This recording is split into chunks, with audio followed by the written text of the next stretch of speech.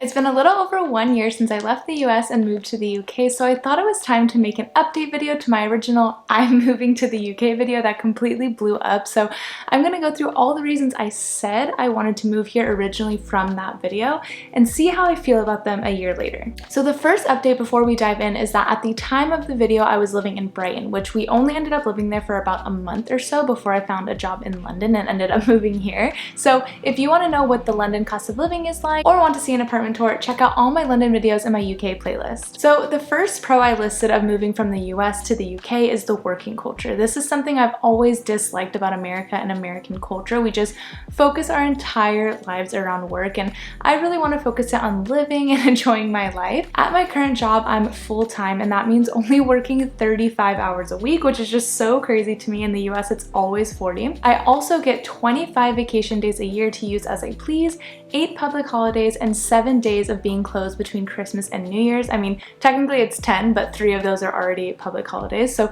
that brings my grand total to 40 days off a year, which any American watching this video thinks that is absurd. In the US, most companies offer around 10 days of holiday per year, I would say. I even had a job that once only offered me 5 days a year. And then there's 10 public holidays per year with a 40-hour work week. So it's over double the amount of vacation time here in the UK, and you work 5 hours less per week. And after a year of doing this, I can truly say I don't know if I can go back to such a ruthless work schedule. I have never known this type of work-life balance, and it really is so amazing. Work is never something I really think about outside of my working hours because I just have so much time to enjoy myself, explore London, and explore other parts of the UK and Europe, which we'll dive into now. My second pro about moving here originally is its geographical location. Yes, it's not on mainland Europe, but it's so close, which makes it so easy to explore on weekends or over the 40 days of holiday I have per year. You can easily take the train to Paris or Brussels in about 2 hours or Amsterdam in 4 hours.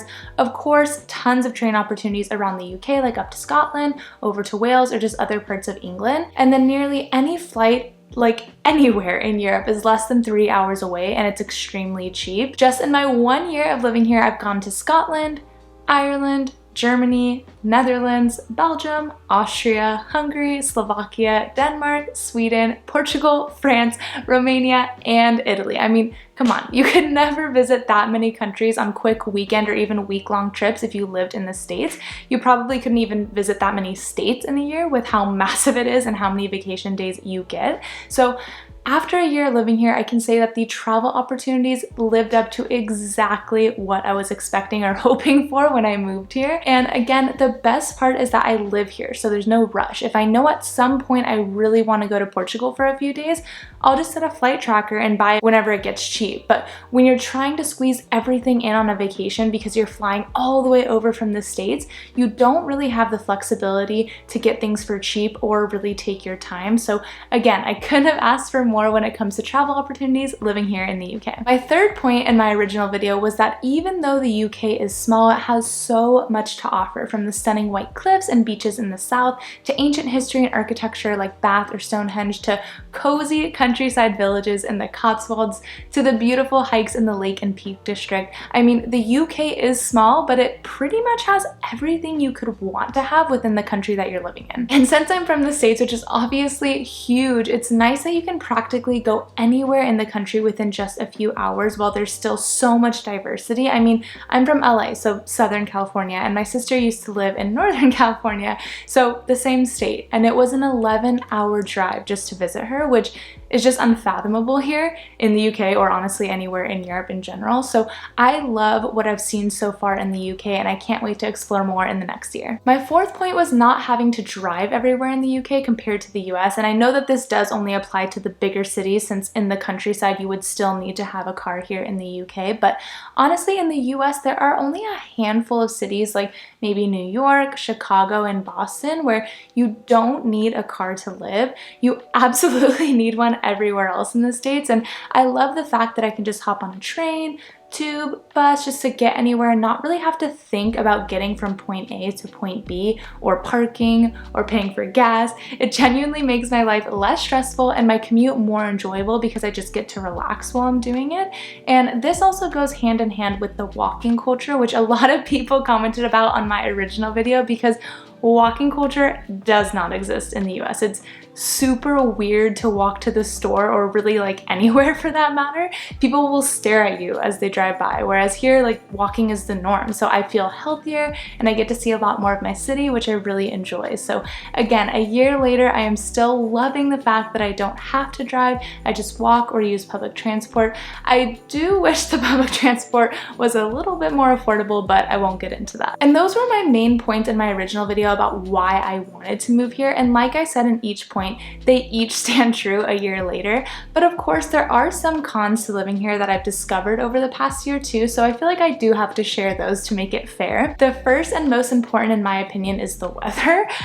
My God, it is horrible, which everyone knows London is gray and rainy. That's its reputation, but it's so much different when you live here every single day. I mean, the amount of gray and rainy days we've had in July is crazy. It's summer. It's supposed to be sunny and warm, but not here. And I know I'm a tad bit spoiled because I grew up in LA where nearly every day is sunny and 75, but I haven't lived in LA for the past 6 years. I've lived in China, Prague, Vietnam, Austin, Texas, and backpacked for months on end during that time as well.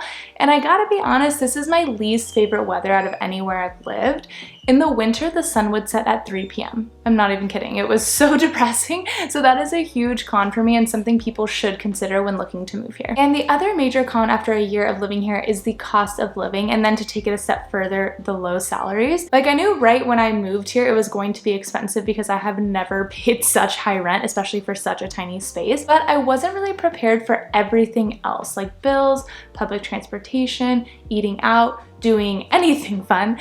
It is so expensive, and the salaries here, oh my God, they are so low. Like, it does not make any sense to me how anyone affords to live here. If you compare the same job in the UK and the US, you probably make about half here, obviously depending on the sector that you work in, but it's absurd. So all in all, you truly have to love London or it would not be worth the price tag with the low salary, in my opinion. Luckily, I still do love living here, so as of now, it's still worth it to me to pay the big price tag while making such little money, but not sure how long that'll last as my savings account continues to drop. And I'll briefly say a lot of people commented on my last video talking about a reason to move here is the free healthcare, and that's not one of the reasons why I moved here. And after living here for a year and using the free healthcare system, I stand by my original statement. It is not a reason to move here. I won't go into more detail, but hopefully you get what I mean. So after a year of living in London, my love for the UK and London have grown even more, and I'm so glad that the reasons why I wanted to move here ended up being so true.